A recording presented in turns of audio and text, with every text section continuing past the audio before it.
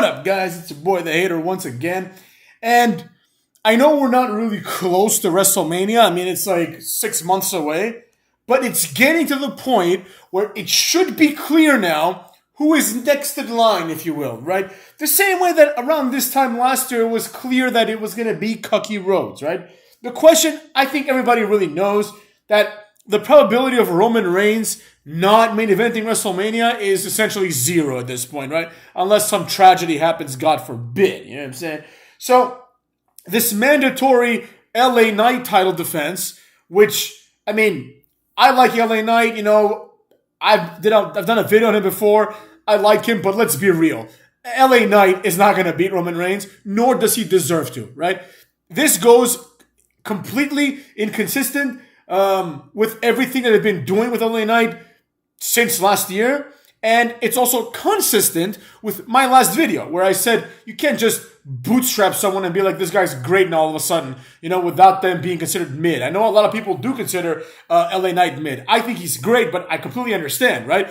It's not like he's this like incredible, never seen, wrestling talent, but I do like him. But I can't help but like feel that he doesn't deserve to be champion. I mean, let's be real, right? He doesn't deserve to beat Roman Reigns just because he got over, right? And he's not going to. Now, could he be the guy that then goes and wins the Royal Rumble? Sure, right?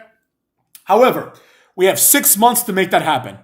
There really is not enough time to make a new star in 6 months, right? And really, we don't have 6 months, we have 3 months, because this person needs to win the Royal Rumble, right? So, who's going to win the Royal Rumble? Everyone is a jobber, and there's not enough time to make someone good again, right? Cookie Rhodes, he hasn't been doing anything since he lost to Roman Reigns. I mean, he had his little meaningless Brock Lesnar feud. So now, basically, there's nobody, right?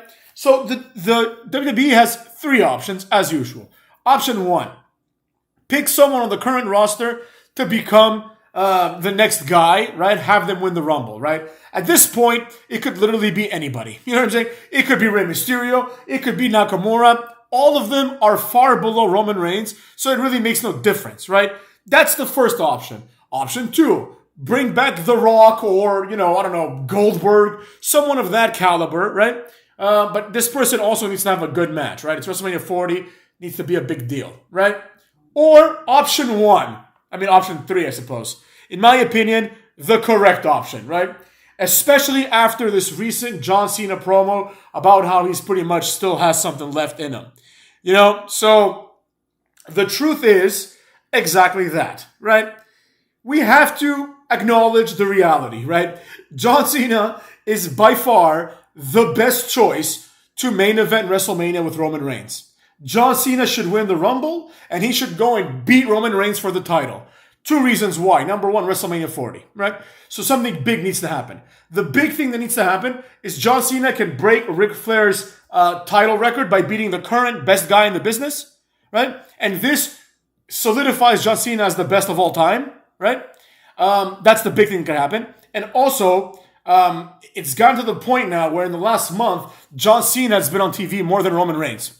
So to endure another year of Roman Reigns would be ridiculous, right? Like, the Roman Reigns comeback arc might be something to look forward to if he even comes back, because at this point, I don't even think it matters much, right? It's like he's done his thing, he's left his legacy. The rest of his career was obviously going to be lower in the card and lower. I mean, he might be in the main event, but you know what I mean? Like, he's going to be lower profile than he has been during this run, which will never be repeated again probably for the next 10, 15 years. So, that being said, it seems like John Cena is the only option. I mean, he is a legitimate star, right? He has been buried beyond belief, as he said in the promo. He hasn't won a singles match since 2018. And maybe that's the way to do this. Maybe during this whole build-up, he doesn't win one singles match. He just wins the Royal Rumble, right? So it's like, that becomes a story, right? So this idea of LOL Cena wins is obviously gone, right? John Cena main eventing against Roman Reigns will create the best case scenario, right? It will be the only real time in John Cena's career ever since he became world champion, right? That he will be the legitimate underdog, right? And it will, as a result, it will create that same WrestleMania feeling, right? Where it's like, just like last year, we had that too a little bit, right? Because Cody Rhodes won the Rumble. Roman Reigns has been champion for so long, but Cody Rhodes is a jobber. So it's like you really didn't know which way it was going to go, right? Same thing with this. You really don't know which way it's going to go. And it could go Roman Reigns wins and he drops it a few months later, right? But it seems to me that for WrestleMania 40, you really can't afford to have a Kofi Mania going on here or a Cody Rhodes situation. No, you need a real star, right? For the first time in several WrestleManias, you need a real star in the main event, right? I mean, I guess we had Brock Lesnar, but that doesn't really count because he's not really in the company, if we're being honest, right? So I really don't see a scenario that is better than John Cena wins the Rumble and John Cena wins the title from Roman Reigns. I really don't see one. You know what I mean?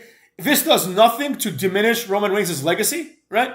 And it puts John Cena in a situation where he can actually use this to cap off his career in terms of to be the man, right? Now, conventional wisdom would dictate that the correct course of action here might actually be something along the lines of Roman Reigns needs to drop it at some WrestleMania to a younger talent so that younger talent gets a boost.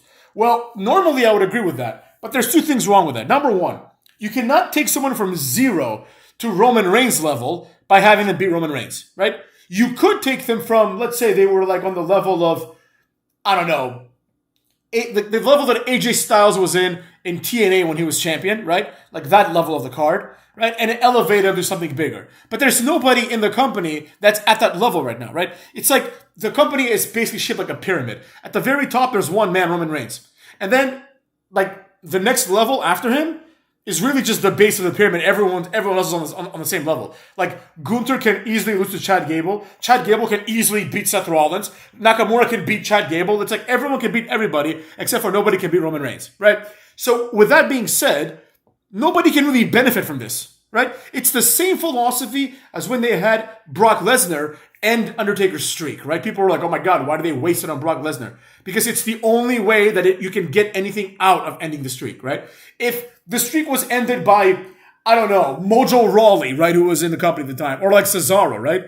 It's like it wouldn't do anything for Cesaro because then you'd have to continue to push Cesaro, right? That's another element of this, right? Whoever beats Roman Reigns, you have to really be sure that this person is going to continue to get pushed, right? Because you cannot afford to have the guy that beat Roman Reigns become the next Rusev, and all of a sudden he's feuding with Aiden English on the pre-show, right? You can't have that, right? You have to be able to pull the trigger, and they are not ready to pull the trigger with anybody. I will admit that LA Knight is probably the best choice for this if you had to choose someone from the current roster, because at least he's over and he looks like a star, right? But he is not John Cena, right? And quite honestly, his push feels forced, right? I'm not a fan of this idea that the fans should dictate what happens, right? The fans like someone doesn't mean that this someone should be in the main event. That's stupid, right? That's dumb. The person still needs to have the attributes and qualities of being main event worthy. People cheer Danhausen, right? Obviously, no one's going to petition for Danhausen to become the champion, right? Under any circumstances. So the idea needs to be consistent, right? If immediately after, in my opinion, the writing should be on the wall as to who's going to be next at WrestleMania, starting really the Raw after WrestleMania, right? I'm not saying you establish the guy immediately, right? But you start the establishment immediately, right? WrestleMania represents the season finale of wrestling. The season opener, the season premiere, if you will, I know it's the next day after WrestleMania, but the season premiere needs to work like a season premiere. It needs to captivate the audience, right? And in order to do that, you need to start pushing people, right? Remember when the Raw after Mania was people would switch brands, NXT people would get called up? This was not that long ago, right? And the underpinnings were, all right, we're going to push some guy, right? Someone's going to start their push this year, or this moment, right? They'd be oh, Nakamura is here from NXT, right? So he wins his first 10 matches, right? Then it's okay, nobody really cares, so he's a jobber now, right? But the idea is that you have to continue that. You have to keep pushing the person correctly and consistently. They haven't done this in years, right? Now they are forced to do things like get guys from AEW, like Cody Rhodes, and push people like LA Knight, who they've had in the company for 3 or 4 years, and who was treated like a jobber, right? All of a sudden, I'm supposed to believe that LA Knight, the guy that had trouble beating Cameron Grimes, is going to beat Roman Reigns. when I believe, I'm not sure, but I think that when LA Knight was wrestling and feuding with Cameron Grimes for the $1 million title, Roman Reigns was the world champion. You know what I mean? So no, absolutely not. He hasn't done anything to explain in kayfabe why he's all of a sudden better than Cameron Grimes, who was beating him. Right? Why? How did that happen? Right? It's the same problem with like Jimmy and Jey Uso. All of a sudden, we're just told, oh, Jey is the better of the two. Really? Because for 15 years, they've been doing the exact same moves, trading pins, and taking pins, right? Neither of them have stood up for 15 years, and all of a sudden now I'm supposed to believe that the better one has been Jey Uso all along? No, it has to make sense. You know what I'm saying? It has to make sense. There are ways to do this, right? One way to do it is to like do a gimmick change, let's say, right? So for example, if LA Knight was LA Knight and then he becomes something more serious, okay, fine. You know, you can justify it by being like, all right, now this person's taking himself seriously. A great example would be the Hurricane, who, you know, in my opinion, one of the best gimmick shifts of all time, when the Hurricane turned on Rosie, right? And he became Gregory Helms once again, right? And the whole gimmick was like, I'm done being a fool. I'm done being a clown for these people. I'm done trying to do moves like choke slams, right? You know, just to get a pop, right? He started wrestling different. Like the entire character was different, right? I'm not saying Gregory Helms was a compelling character. He didn't need to be. The point was he was a character that came from another character. I'm going to do a whole video on him as well. But that's not here nor there. The point is, in order to have WrestleMania be a success, especially since it's WrestleMania 40, you need to have someone that's going to guarantee a success. No one in the main roster, except for, of course, Roman Reigns, but he can't wrestle himself, can he, right? It needs to be John Cena. There's no other explanation. He's back, you know, like, obviously, if he's going to win the Rumble, it'd be good to have him around here and there, maybe like once or twice a month, appear on SmackDown like he's been doing, you know what I mean? To kind of push the narrative forward, right? And this can be the biggest WrestleMania of all time if they do it correctly, right? It's essentially a role reversal, right? Just like The Rock came back and beat John Cena, right? John Cena comes back and beats Roman Reigns, who's the next John Cena, right? That's the philosophy of it, and it's really that simple. For better or for worse, cucks, the truth is what the truth is. This is the only viable option. Beyond that, the only thing that we're left with is to bring back a legend that gets instant credibility. But how many of these guys can even wrestle anymore? Like John Cena's a legend, right? How many even can wrestle anymore, right? Maybe you can get by with bringing back Randy Orton just in time and having him win, but still, like, you know, when he left, he was tag teaming with Matt Riddle. You know what I mean? Like, he's not really a main eventer anymore in the context of him versus Roman Reigns. They should have that match, but that seems more of like a Fastlane type match, right? John Cena, Roman Reigns feels like a main event. Beyond that, I would start calling the Batistas, the Triple H's, these guys to, you know, come back and save this card, because I don't think it's happening otherwise, right? And if you want to go for Cody Rhodes or LA Knight, it's just, that's not, in my opinion, that's not WrestleMania worthy, but even if it were, it's certainly not WrestleMania 40 worthy. You know, that being said, cucks, go ram yourselves.